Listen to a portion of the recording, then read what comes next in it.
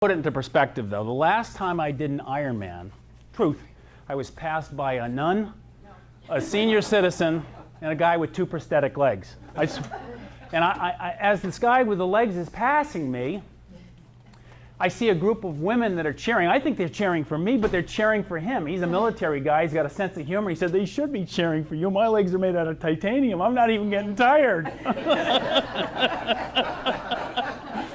So I'm living proof that you don't have to be a good athlete to be doing some of the stuff that I've done. All right, so I'm going to take this off because I sweat brushing my teeth during the summertime.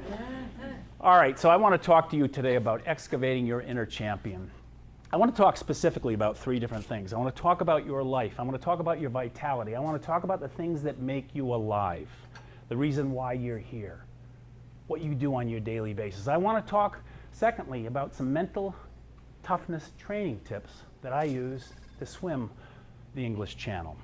And then I want to talk specifically about business, your business. One of the things that I found, I've been self-employed for 30 years, and I found that if you don't have a lot of money, you have to be creative to find ways to enter marketplaces that you'd have no business being unless you had hundreds of thousands of dollars to throw at it. So I want to share those 3 things with you. But before we do that, one of the things I always do, especially with morning groups, is I do a little exercise to get the dopamine levels to rise in your brains. I'm going to call upon my laughter coach to come up here. We have a laughter coach. Give her a round of applause because Carolyn Finch. If you need a great laughter coach, Carolyn is your person. All right, so Carolyn, if you would stay right there. All right, I want the rest of you to stand up. We do this exercise for 2 reasons. Number 1, we know that the dopamine levels in your brain are lower during the morning, and we want to raise them. The second thing, well, I'll tell you what the exercise is first, and then I'll tell you the reason why we're doing it. So we want to raise your dopamine levels. So what we're going to do is we're going to do a forced laugh. When I give you a count of 3, I'm going to have you laugh as hard as you possibly can. Do you know that your dopamine levels, even if it's a forced laugh, actually go up the same way that they would be if it was genuine laughter. So we're going to do that. But and I want it to be as big as you can muster. Here's the reason why. There's another conference down the hall, and we always want those people to think we're having more fun than they are. All right, so on the count of 3. And if you're not laughing, my laughter coach is going to point you out to bring more out of you. So I'm going to give you the meter, all right? You don't stop until the meter is over. On the count of 3, your best laugh. 1, 2, 3.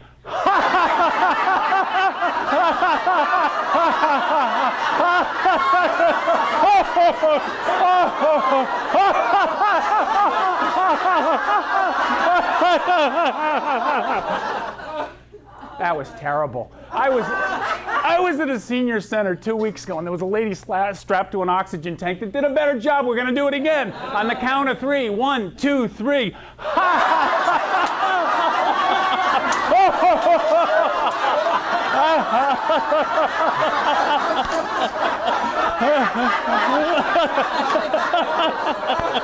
All right, sit down. You look silly. Do you realize, did you guys notice that for some of you, you actually transitioned from a forced laugh to a genuine laugh? One of the things I read this a few years ago, that children, on average, laugh like 1,500 times a day, whereas adults only laugh about 100 times a day. When you go down the road sometime in your car, force yourself to do that and bring yourself back on track. All right. My story begins November 8, 2014, just a year ago. I was with my swim coach. Marty, stand up for a second. If it wasn't, he said he's an endurance swimmer. Let me tell you, I met this man, stand up, 7 years ago. If it wasn't for Marty, I wouldn't have done the channel. You see, one of the things you're going to hear me talk a little bit more about in a few minutes is always go to the people that have already achieved what it is that you want to achieve. They are the roadmap. I found that there was a swimmer from Simsbury, Connecticut, that was the first person 30 years ago that swam in the English Channel. Guess who it was? That man right there. Yeah. Some of you may have heard of Marcy McDonald. She just swam Loch Ness. She's done the channel 15 times. She went to that man because he did it before her. he put her on. Everybody needs a pioneer. Everybody needs the trailblazer. There's the trailblazer right there. I can't tell you how many people he's responsible for making it across the channel. I owe him. Thank you, brother. All right. 3:30 in the morning. I got up at 2:30, had a dozen eggs, got to the lake by 3:30. Air temperature was 29 degrees on my, Marty and I used to have a contest. I would shoot him a picture of my gauge on my thermometer in my car, and if it was 29, that meant he had to get up to the lake the next day when it said 28. So we did that. Air temperature was 29, water temperature was 52. I was in the water for 4 hours. 4 hours. Pitch black. The greatest fear that I had at that hour wasn't drowning. The greatest fear that I had was swimming head-on into an aluminum rowboat, because you can't see them at that hour, and they're fishermen. I learned to count the trailers in the parking lot before I'd go out. They could hear me. They could see my little fluorescent, the little, you know what I'm talking about, the little fluorescent stick, hoping that they would get out of my way because I couldn't see them. At the end of my 4-hour swim, it's daylight now, and I come up to the boat ramp, and there's an older gentleman there. His name was Mr. Armstrong. He told me he was 72 years old. And he asked me, why are you out here? And I said to him, well, when I get to England in a few months, I may be called at 2 o'clock in the morning. You don't know, you're on call for 24 hours, and I may have to get out there at 2 o'clock in the morning when it's pitch black. And the way your body adjusts when it's pitch black is very different than when you can orient yourself and see the boat and you can see the things next to you. So you don't know if you're going to get seasick. So you practice in all sorts of conditions. So I told him that was the reason why I was out there. He listened to my story, and then he said to me, no, why are you really out here? Why are you really out here? And without any rehearsing, without ever having thought about what I was going to say, the words that came out of my mouth were some of the most powerful words I've heard myself speak in a long time. I said, because it makes me feel vital. It makes me feel vital. What a powerful word that was. It makes me feel vital. I felt alive. You see, what happens to most of us? We have a lot of good things that happen in our lives, but oftentimes what happens is we settle into the rhythm and routine of life. We pay the mortgage payments. We got to figure out how to put braces on the kids. We worry about college, how we're going to get them to soccer practice. That familiar with any of you? Those things are really important, but oftentimes the things that make us the most vital, we put on the back burner in favor of being in service to others. I had done that. I was the father. I was there for my kids, and that was important for me to be there for my kids. I tried to be a good husband. I tried to do what I could. But the things that were most important to me, being an endurance athlete, I pushed on the back burner, and there I was. In the 2.5 years of this journey, I started to get this sense of vitality that I hadn't felt in a long time, and man, it felt good. I'm asking you today to look at your journey. I'm asking you today, over the next few minutes, where are you on that journey? What are you doing in your life to seek vitality? What are you doing in your life to make you feel alive? I want to examine that today. What is vitality? Well, we can look up the dictionary. Capacity for the continuation, that's my favorite one, the capacity for the continuation of a meaningful or purposeful existence. I like this one too. A vital person is someone whose aliveness and spirit are expressed not only in personal productivity and activity, such individuals often infectiously energize those with whom they come in contact with. I want to be that person, and I know all of you do as well. Vitality. How alive are you? Are you sharing it with the world? You're such a gift. Some of you may remember my favorite show called Wide World of Sports. You remember that show? I loved that show as an athlete. Do you remember the starting of the Wide World of Sports? Anybody remember what it was? What was it? Crashing. The guy was on the ski jump, right? He looked down. He didn't realize that someone had super glued his ski boots together. No, I'm just making that part up. But he crashed, right? Well, I came home one day and I turned the TV on. I see this woman right here. Her name is Julie Moss. Anybody ever see this? Yes. Do you realize that in the sport of triathlon, this particular segment has been identified as the biggest reason why people entered the sport of triathlon right here. Julie was working on her master's degree in exercise physiology. She wasn't a triathlete. And on a lark, she decided she'd enter the Hawaii Ironman Triathlon. For those of you that aren't familiar with it, it's one of the more foolish things you can do at the beach. 2.4 mile ocean swim, 112 mile bike ride, and a 26.2 mile run. 90-degree heat.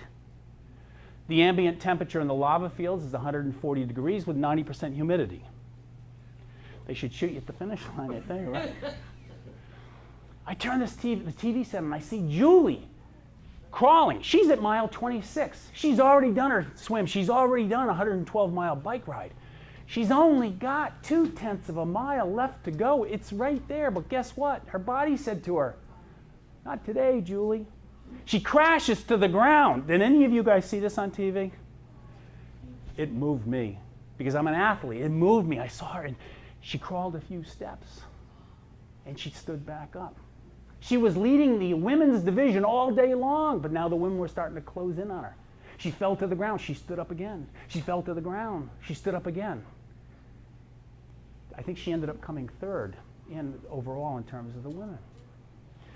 I don't know if you can see her quote below that, and all of a sudden, there's a voice that just said, "Get up." The reason why that became a powerful message for me is, guess what, folks? Every day, you and I are getting knocked down. Every day, man, it's tough. What happens oftentimes is we wear this mask that tells everybody in the world, "I'm all right, things are great." But behind closed doors, in fact, it's the only thing I've ever told my girls that I want for them. I don't care if they ride on the back of a garbage truck. If it makes them happy, I don't care what they do. What I care about more than anything else, at the end of the day, when you take that mask off, that you feel good about your life. You feel a sense of vitality. You feel alive. That's what I want for my girls. That's what I want for all of you. That little voice, no matter how hard your life might be at different times, is the little voice inside you that says, "Just get up." I called my brother, who had always been a big proponent of mine in California. I said, "Brian, I saw this race on TV. This woman's crawling across the finish line." He said, "I saw it. Her name is Julie Moss. She'd never done it." He said, "Yeah, I saw it." And I said, "I want to do it." He said, "We've got to keep you from reproducing." You always need someone like my friend Susan in the front. I made the decision that day I was going to do the Ironman. My brother said to me, "Doug, you've never even done a marathon, and now you're going to do a 112-mile bike, 26 and a 2 point." I wasn't even a swimmer. I have one quote, you guys may have seen it before. "If your dream is big enough, the facts don't matter." Right? The fact was, I wasn't a very good athlete. The fact was, I'd never done a triathlon. But I saw this thing, and man, it excited me. So what he said made a great deal of sense. I'd never done a marathon, so I made the decision in 1984 I was going to do my first marathon. And now in Boston, you probably know they have about 15,000 runners. Half of them have run a race, a qualifying race, and they had to have performed within a certain time. But half the people in Boston are what they call bandits. They allow you to, at least in 1984, they allowed you to stand behind a line. I ran as a bandit.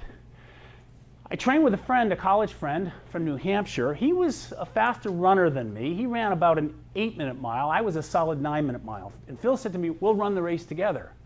I thought he meant we were going to run at my pace. I really did. We shoot out like a cannon, and for the first 20 miles, I averaged a 7:59 pace. I don't know any runners in here? 7:59 is a pretty good pace. But if you're a 9-minute mile, you have no business running a 7:59 pace. Any of you guys ever hear where the second half of a marathon starts? Where? Mile 20. Anybody that runs a marathon, it's a 26-mile race, but the second half of the marathon begins at mile 20, and at mile 20, I started looking like a drunken Gumby. My legs started moving in a way that I didn't know that I was going to make it. For the next 6 miles, I hobbled to the finish line. I got to mile 26, and I had nothing left. You see, if you have a cramp in your quadricep, it's easy to stretch out, right? You guys all know what to do. You put your leg like that, right? If you have a cramp in your hamstring, you put your leg out like that. Well, I had violent cramps, both hamstrings, both quadriceps, and when that happens to you, you stand like the Tin Man from The Wizard of Oz. I was there for 20 minutes, standing just like that. I looked like the Tin Man. I couldn't move. When I started moving, it was like this. There was a cop there. The cop is yelling at me. Now, this isn't my picture, but this is what it felt like. The cop is saying to me, you only have 2/10 of a mile left to go. It's right around the corner. You can almost see it. If the building wasn't there, you could see it. I'm thinking, does he seriously think I don't know how far the finish line is? I've gone 26 miles. I know where it is. I just can't get there. It was a powerful lesson for me that day. The lesson was, I knew where I had come from. I knew where my journey had come from. I knew the burden of my journey. He didn't know how difficult that journey had been. He only knew what was best for me. He only knew where I needed to get to. My point is this. In life, man, we oftentimes expect others to understand where we've come from. We expect others to understand the burden of our journey. Don't get me wrong, it'd be nice if they did, but we shouldn't expect it. Because our journey is our own journey. We need to do the best we can to navigate it and not have high expectations. If we get the support from other people, that's great. But by the same token, also, I want you to think about, it's easy for us to see what somebody else should be doing with their life. I've been an expert on that. I've been married for 20 years. I'm an expert on how my wife could improve our relationship. We've all done that, right? It's not fair to expect someone else to understand the full burden of our journey, and it's not fair for us to tell them what's best for them. I got to the finish line, 3 hours, 57 minutes, and 20 seconds. It's the fastest marathon I've ever done, despite the fact that I stood at mile 20 for 20 minutes. I stood there in success, yet in failure. Remember, the reason why I started to do that race was why. It was the baby step to doing the Ironman. And because I failed metabolically so miserably, I realized at that moment the Ironman dream was out for me. There was no way I'd ever be able to do it. It took me 6 months to begin running again. That's how much that race had compromised me. About 8 years later, it was either 8 or 9 years later, a friend of mine called me up. And she said, I remember you did the Boston Marathon a number of years ago. I'd like you to train me to do the Boston Marathon. And now my brain is saying, no way, I will never do a marathon again. Are you kidding me? You know what I did to myself? But Tracy was cute. And I was single, and I'm a guy. So the words that came out of my mouth is, sure, I'd love to. 6 months later, Tracy and I stepped up to the same marathon, but that day we ran at a 10:20 pace. That was her pace. I got to the finish line, and I can't believe how much energy I had left over. I knew, seriously, I knew that I could have gone back the opposite direction. That's how much I had left over. And the powerful metaphor for me at that point was this. 8 or 9 years earlier, I blew myself up because I was running somebody else's pace. The day I was with Tracy, I was so bored because I ran at her pace.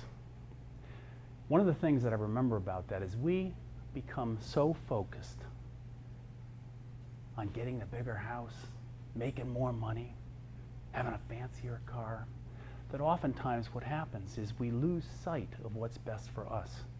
We begin running at someone else's pace. I want you to examine that. It's your life, it's your race, do it at your pace.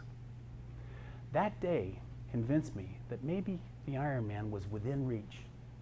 That if I selected the right pace, not go out and blow myself up, but I went out at a pace that was comfortable for me, maybe I could do this thing. So I called a friend of mine up, His name was Tommy from Boston. He worked for a company named Cybex, elite marathoner. He'd run a marathon in 2:15. I called him up and I said, Tommy, I'm interested in doing the Hawaii Ironman. He laughs on the other end of the phone. He said, Doug, you've done 2 marathons and one you almost killed yourself. I said, yeah, I know. I know. But I want. He said, most people train for 5 years to do an Ironman. Are you kidding me? You want to do it in 4 or 5 months from now? Are you kidding me? Well, I wasn't kidding him. But what did I say earlier? Always go to the person that has already achieved what it is that you want to achieve. I'll tell you, folks, that is an important life lesson that I violate. We all violate. Guess who we go to? We go to the person that we love. We go to the person that's most convenient. We go to the person, right, that we respect in other fields.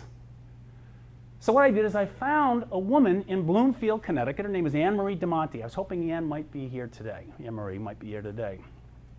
I called her up and I said, Anne Marie, I'm thinking about doing the Hawaii Ironman in about 4 or 5 months. What do you think? The phone against the You know what she said to me in this perfunctory, matter-of-fact? Yeah, you can do it. She was 53 years old. She wasn't an elite triathlete. She said, you could do it. She had walked the walk. She knew where I wanted to get to. And again, you guys have heard success leaves clues. Man, it's much bigger than that. It is the roadmap by which you must follow.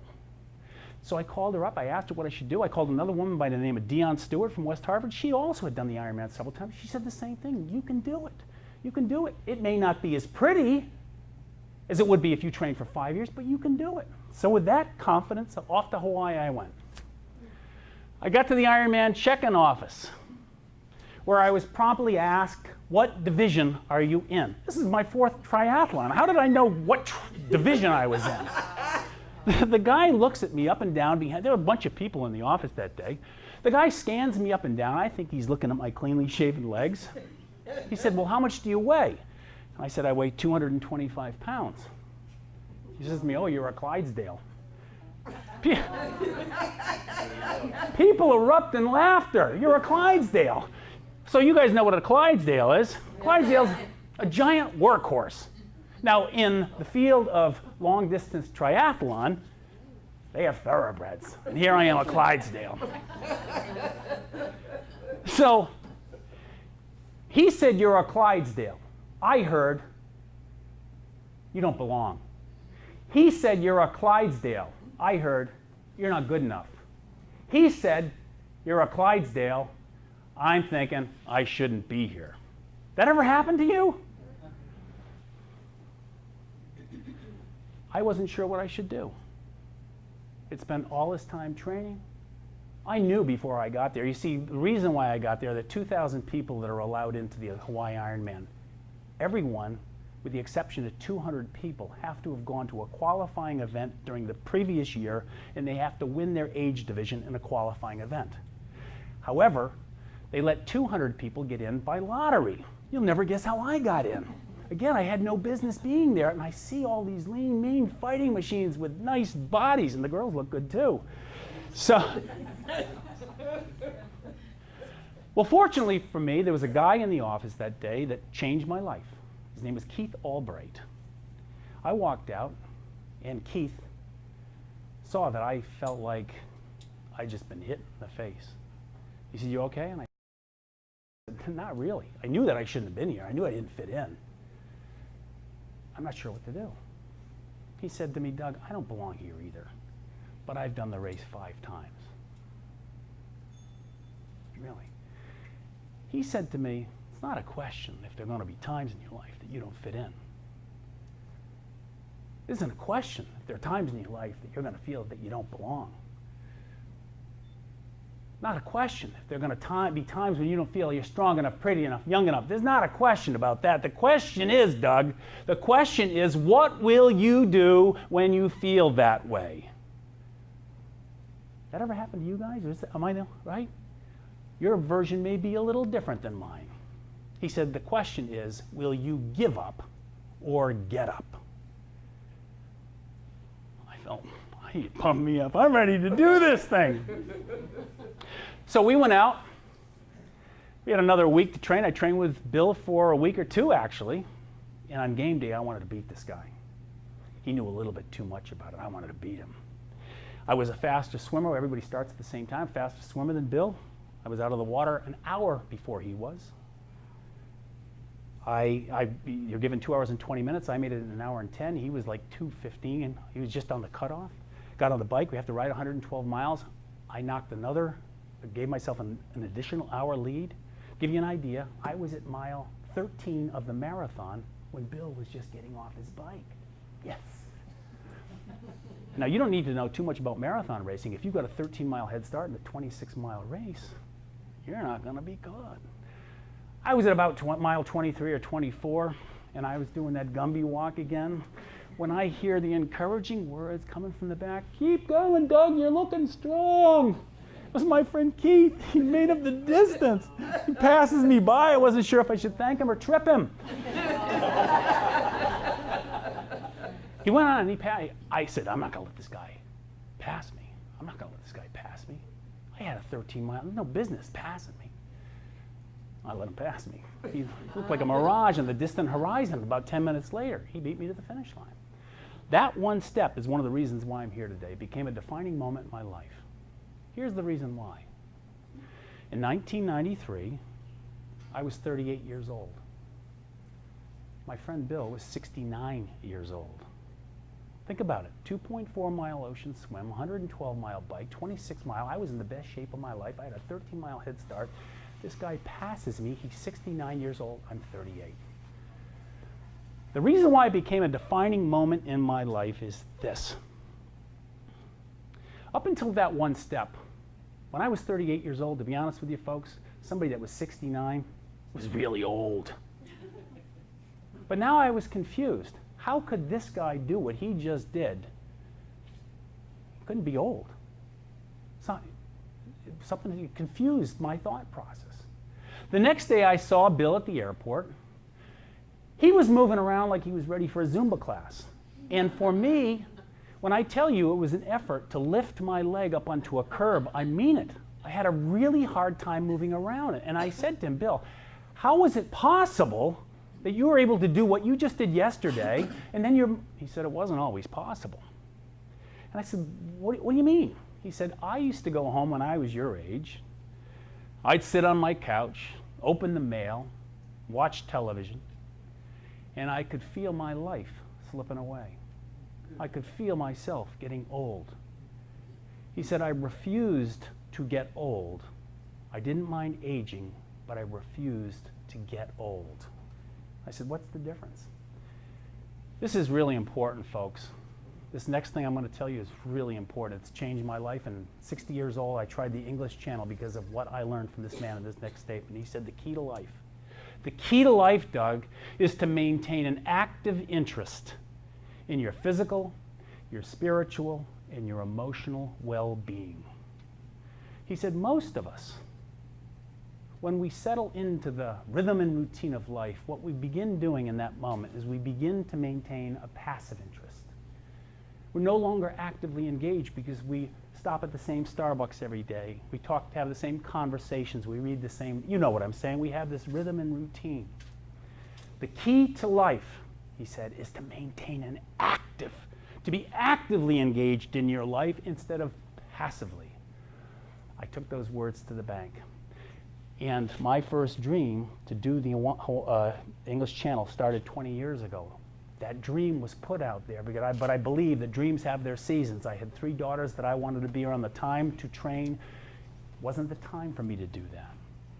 But I want you to look at how actively engaged you are within your own life. Because again, I think that in terms of excavating that champion that we have inside us, I think the key is to actively engage. If you've always wanted to learn how to play the guitar, guess what? Play the guitar. I had a friend that came up to me after a speech a year ago, and he said, Doug, I always wanted to learn how to scuba dive. Never did it. How come? I said, didn't know how to swim. He's taking swimming lessons now. Whatever it is that you need to do, whatever is still there, I want you to look at that. You know that you have big things still left inside you. We all have those dreams. We all have those things inside us, but oftentimes we give the excuse, I don't have enough time. I'm getting too old. If it's there, I promise you this. I don't care how big that dream is that you have inside you. I can promise you this. He who planted that dream within inside you would not have planted it there if he or she didn't plant the corresponding ability to make that dream come true. Thank you. I'm not done yet. All you have to do is hold your finger up. 3 means 30. Okay? So, here's the thing. I do this Ironman. 2 years later, I come back and I do the Ironman again. But that year, the legendary Mamuku headwinds on the Queen Kamehameha Highway averaged 25 miles an hour with gusts to 70. 15 athletes were blown off their bike that year and they couldn't finish the race. Not one of them was a Clydesdale. Here's Keith Albright right there. I'm not going to play the video, but I would recommend that you take a snapshot of this or go to YouTube. And he won an award a few years ago when he was 86. He's 91 right now. Play this thing. This guy is as vital today. He used to ride his bike to as many as 14 piano tunings in a day. I talked to him in March. He's 91 years old. He sounds the same way he did 30 years ago. The vitality that pours out over this, he inspires me as much today as he did then. All right, champions are born when no one's watching. My daughter's heard me say this a lot. What makes you vital? When you're knocked down, listen to that little voice like Julie Moss's, get up, you have it within you. It's not fair to expect others to fully understand your journey. It's your life, it's your race, run it at your pace. It's not a question. If there are going to be times where you don't feel like you're not good enough, you don't fit in, the question is, what will you do when you feel that way? You're more than good enough, you're awesome. All right, we're going to go into a next segment. Since we're running a little bit behind time, the one that I'm going to talk about here is limited track thinking versus desired track thinking. We all have limitations in the way that we think. Again, we talked about I'm not good enough, I'm not fast. Those are limited thinking. And the problem with limited thinking is that limited thinking, although, and we beat ourselves up with this. A lot of people, I can't believe I feel it. It's just a fact, that's part of the fact of being a human being. That's as far as your limited thinking can take you. Because you stop believing in yourself. One of the things that I've learned, especially in this journey in terms of training for the English Channel, is I'm not a swimmer. I'm not a swimmer. I'm 60 years old. At least I'm not a very good swimmer. I had lots of reasons on my limited track, but if I wanted to get to finish that channel, guess what? I had to change the way that I thought. So, I want you to begin to develop what I call a desired track of thinking. All right? Your desired track of thinking will take you as far as you need to go, as far as you want to go. So, on my limited track of thinking, one of the things, and this requires a lot of homework, I find Marty. I begin swimming with Marty. He's done the channel. I swim with Marcy McMahon. She's done the channel 15 times. I swim with Liz Fry, oldest person in the world. So Liz is the oldest person in the world to do a double crossing, over and back. Marcy McDonald's done it 15 times. 3 of them have been double crossings. October, I thought that I was going to do this swim in the summer of 2014. Guess what all my coaches said? You're not ready, dude.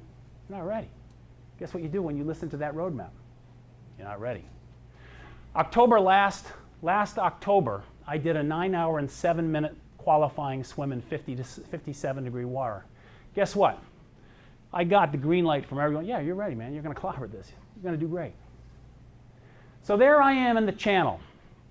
Hour 5 ticks by. I'm doing okay. Hour 7, I'm starting to get a little tired. Hour 8. You notice when things aren't going so well, that's when your limited track thinking starts kicking in?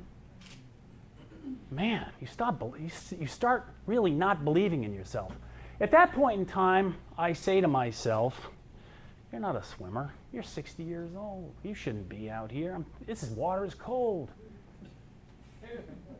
So the key is to understand when you're in this limited track. And because you've developed this desired track, guess what my brain did? I knew when I was here. I laughed. The Clydesdale, by the way, is the reason why I call Clydesdale in my name is there are lots of times where I don't feel like I fit in. Lots of times I don't feel, but guess what? Go for it anyway. So there I am in this limited track of thinking, but immediately I recognize where I am. I say, all right, switch over here to my desired track. And guess what I start saying? Yeah, well, maybe you are a senior citizen, but Marty says you can do it. Marcy said you can do it. Liz said, I've done it 2 times. You can do it.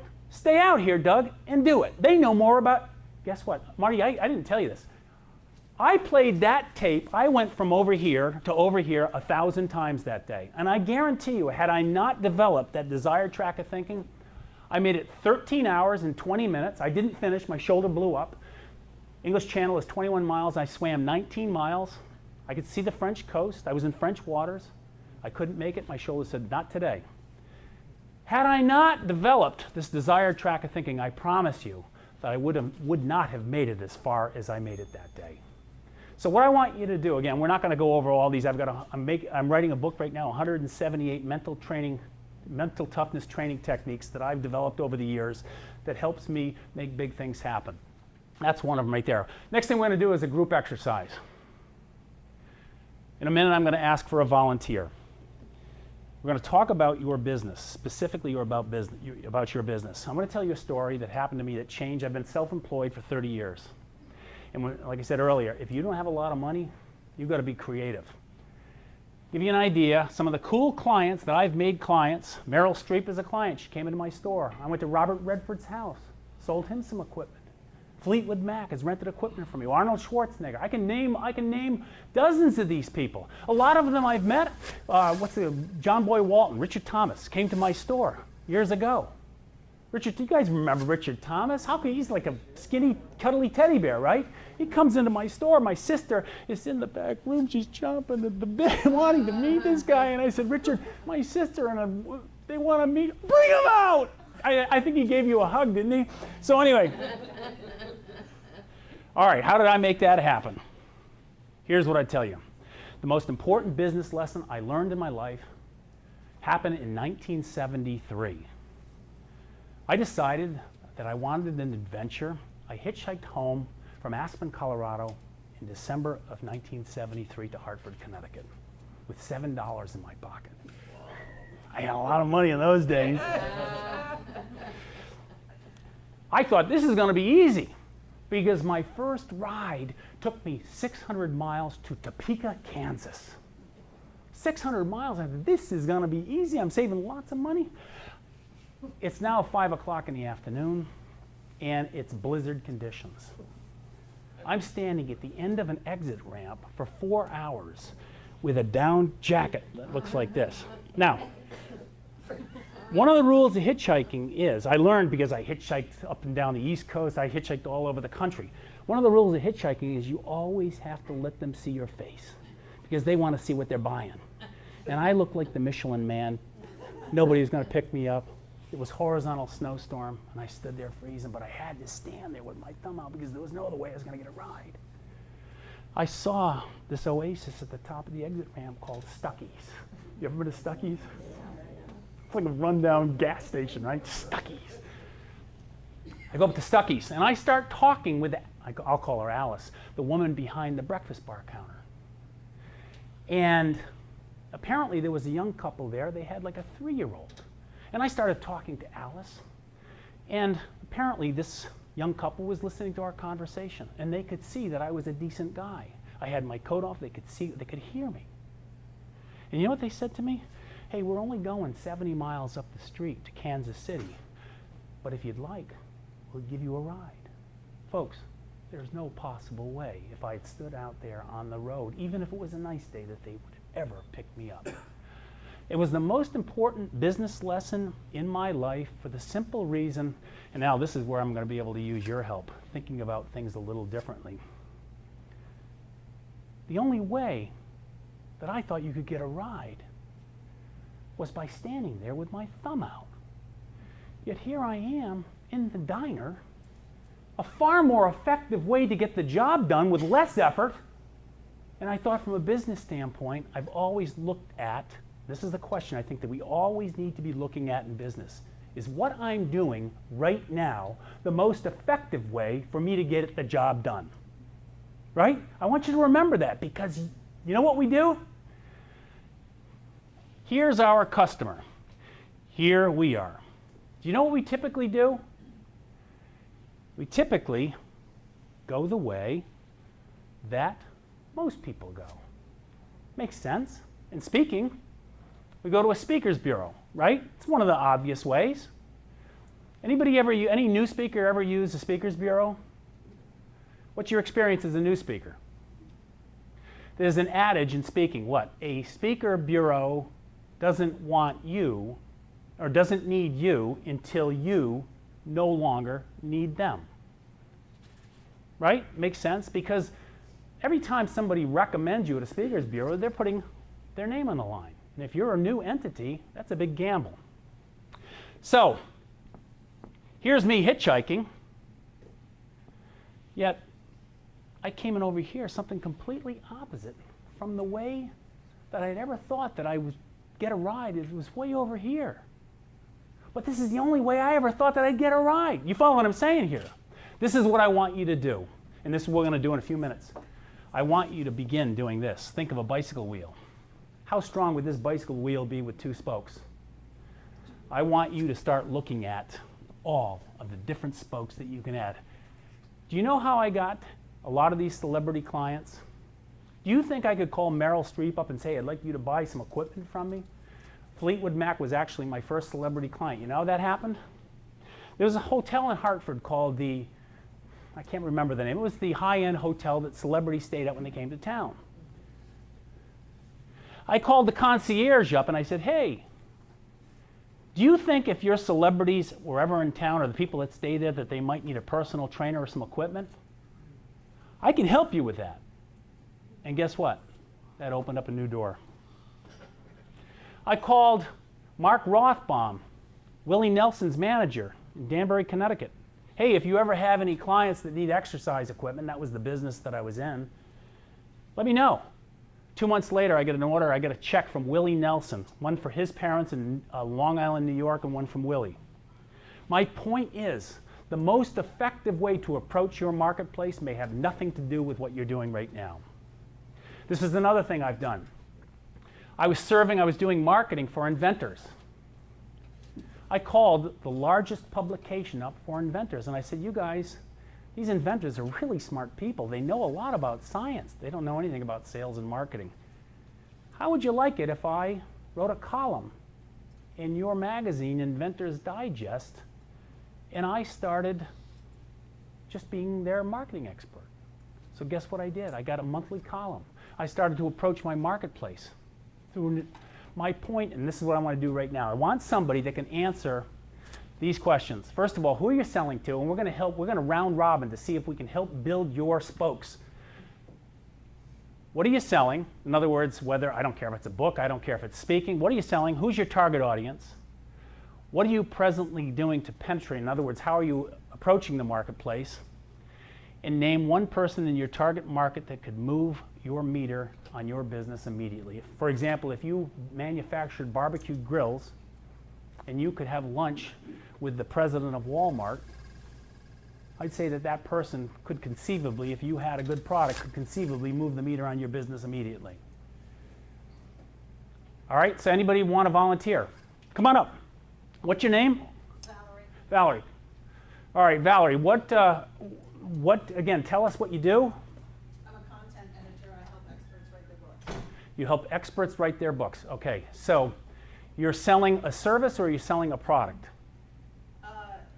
It's a product, because when they're done working with me, they have a book. Okay. A physical book. All right. And how are you presently actively engaged in that market? In other words, how are you Word of mouth. Word of mouth. In fact, it's the most effective way, right? We all know that. Name one person in your target market that could move the meter for you. Do you know of anybody? I do. I'm working with one client who has a very public image right now. So, I can tell you who it is. Her name is Kathy Picard. She was very instrumental in the state of Massachusetts getting all the sexual abuse statute of limitations expanded so people would have a longer period of time Okay. to get them. So we're writing her life story. It's an amazing story. Awesome. Okay. Now, you can have a seat. All right. Al, I'm going to call on you because I know you've been thinking about this as we've been talking. Al is our contrarian sales strategist. Contrarian means that he doesn't swim with the rest of the salmon. He's going to find out a different. Come on up.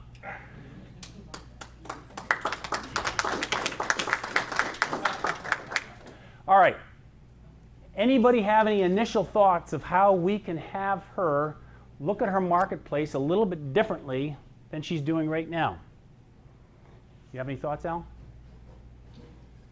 Well, I would say going to events that have the need for your service, and it might not be the conventional things that you think of.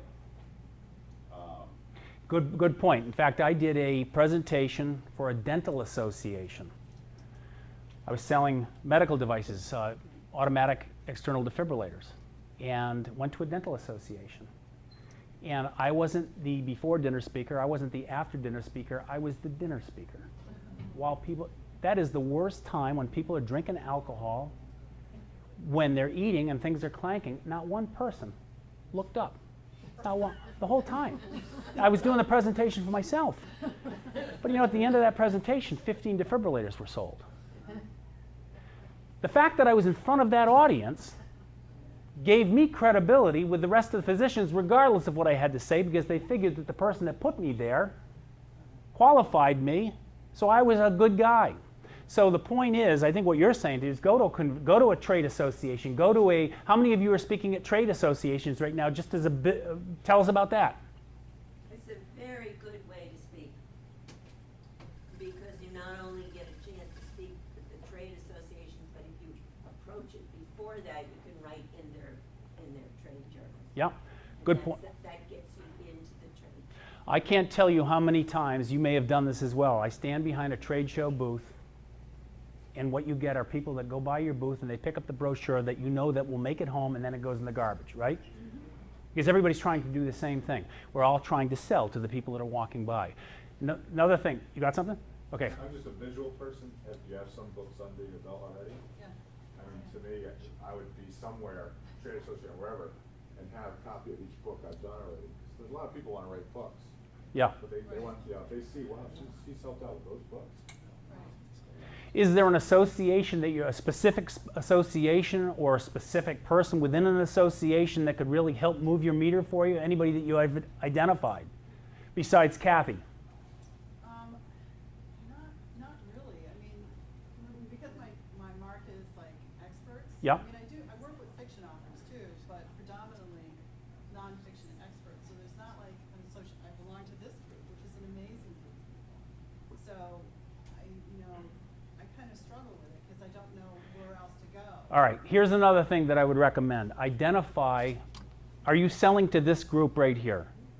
Okay, what other groups, where are the people going? Where are target-rich environments for you that you're selling to? Where are those people hanging out, and can you get in front of those audiences to speak as well? I can get in front of some different audiences, like I can start doing more networking, Yeah. which I don't really do. There's some great groups, like Chip's group is an amazing group, and I want to start going to his networking meetings again.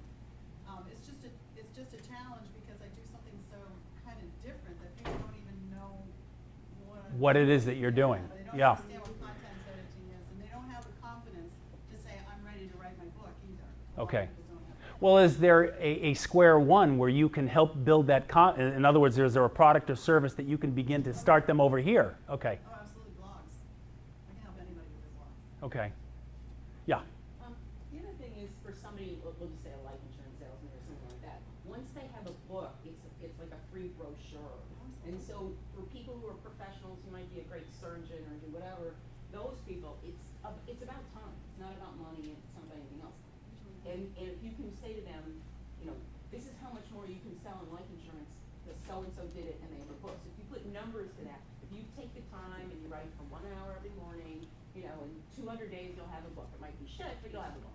So figure out a way to say to people, and this is the end game. Yep. Tell them, your That's a little good book, point. can do this for your business. What's your competition doing? Does your competition have a book? Right. You know what I found is interesting? A lot of the small towns have very good libraries. And just talking about this now, that in Ellington has an excellent library, Lunenburg, Mass. just built a library, but this just popped into my mind, Valerie, because you could go to the librarian there and say, this is what I do. If you have people interested in writing a book, talk to me. Yep. Because the people that are interested in books are there. And your competition isn't going there. They're not even thinking of that. And the word gets out to the school teachers. I mean, you're grabbing the young audience too, so. We've got about 2 more minutes. Yeah, actually, Simsbury has a really, really great business department where they bring in speakers all the time to do this kind of stuff. So I know the person who runs that, and you can look at other, senior centers, continuing ed, that kind of stuff. They have these different catalogs, which you don't even know unless you look at, of these different topics. So if you research that, and then when you go networking, you ask to meet the people in these places. One more. Thank you. To do a meetup or your own networking group where you teach, called write a book. Everybody, a lot of people want to write a book and they don't know how. So run a special meetup where you teach them how to write a book, and surely they're going to need a content editor when they do it.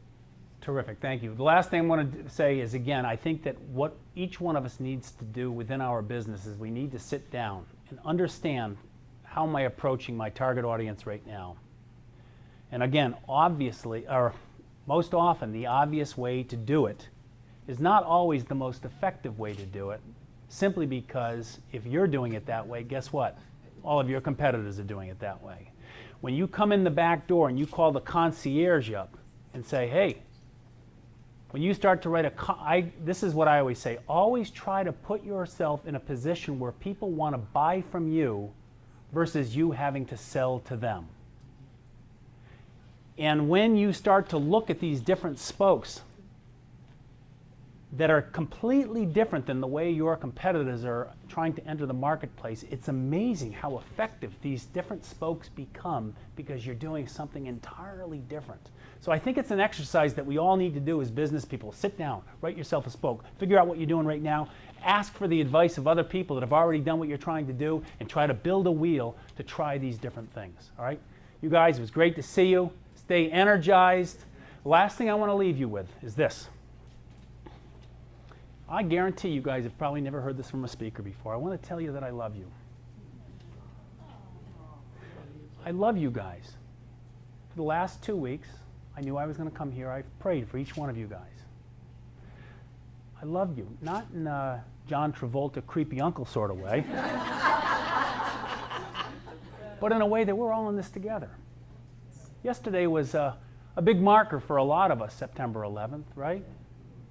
But independent of that, we see the news oftentimes and we sometimes stop believing in each other. But the fact is, all you need to do sometimes is to turn the news on. Last week I saw how somebody had stolen a goalpost at Bristol High School and the kids were crushed. But you know what happened? Immediately after that, the community rushed in. They had 10 times the amount of money that they needed because we do love each other. I want you to interrupt someone's life. The last 3 weeks since I got back from Europe, I've been going on a 5-mile walk. And every day, I waved to every car. I don't care if you're on a tractor, I waved to every car. And I'm smiling at these people, and you know what? Now, people are waving back. At first, they're kind of like, that's strange. They're doing right. They're waving back. In fact, I'm sometimes engaged in the speech. I'm working on the speech. I look up and I see a person waving to me. I've interrupted their routine. I want you to interrupt someone's life today. I want you to interrupt someone's life in the next month with kindness, with love and caring. We're all in this together. Thank you.